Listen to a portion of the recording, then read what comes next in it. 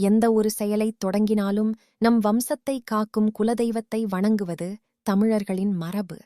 அந்த வகையில் இன்று நாம் போற்றிப் புகழப்போவது அன்னை பிரம்மசக்தி அம்மனின் பெருமைகளை. பிரம்மசக்தி இந்த பெயரிலேயே பேரண்டத்தின் ரகசியம் ஒளிந்துள்ளது.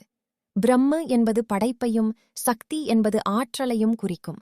உலகைப் படைக்கும் தொழிலுக்கு ஆதாரமாக விளங்கும் மகா சக்தியே இந்த அன்னை.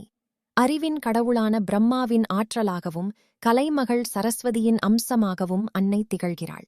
அதே சமயம் தீமைகளை அழித்து தர்மத்தை நிலைநாட்டத் தோன்றிய பராசக்தியின் ஒரு வடிவமே பிரம்ம சக்தி அம்மன். இமோஷனல் மற்றும் கிரவுண்டட்.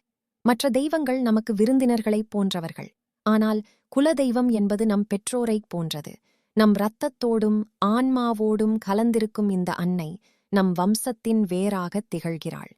புராணங்களின்படி அசுரர்களின் கொடுமையிலிருந்து உலகைக் காக்க பிரம்மாவின் தவத்தினால் உருவான ஒளிப்பிழம்பே இந்த தேவி. பக்தர்களின் வாழ்வில் இருளை நீக்கி ஒளிமயமான எதிர்காலத்தை படைப்பவள் இவள். தென் தமிழகத்தின் பல குடும்பங்களுக்கு குலதெய்வமாக விளங்கும் பிரம்ம சக்தி தன் பக்தர்களின் இல்லங்களில் மாங்கல்ய பலத்தையும் சந்தான பாக்கியத்தையும் தடையின்றி அருளுகிறாள். அன்னையை வழிபட ஆடம்பரங்கள் தேவையில்லை. ஓம் பிரம்ம சக்தியே நமஹ என்ற எளிய மந்திரமே போதுமானது. தூய அன்போடு ஒரு தீபமேற்றி அவளை அழைத்தால் ஓடோடி வந்து நம் துயர் துடைப்பாள். செவ்வாய், வெள்ளி மற்றும் பௌர்ணமி தினங்கள் அன்னைக்கு மிகவும் உகந்தவை. இந்த நாட்களில் மாவிளக்கு இட்டும் செந்நிற மலர்களால் அர்ச்சனை செய்தும் வழிபட்டால் அன்னையின் அருள் பரிபூரணமாக கிடைக்கும். கல்வி மற்றும் கலைகளில் சிறந்து விளங்க விரும்புவோர் பிரம்ம சக்தியை வணங்குவது விசேஷம். குழந்தைகளின் அறிவை வளர்த்து தெளிவான சிந்தனையையும் நாவன்மையையும் அன்னை வழங்குகிறாள்.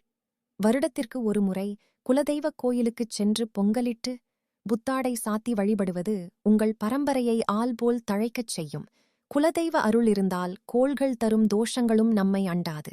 தன் பிள்ளைகளை கண்ணிமை போலக் காக்கும் அன்னை பிரம்ம சக்தி அம்மனின் திருவடிகளை போற்றுவோம். அவள் அருளால் வாழ்வில் எல்லா நலன்களையும் வளங்களையும் பெற்று பெருவாழ்வு வாழ்வோம். ஓம் சக்தி.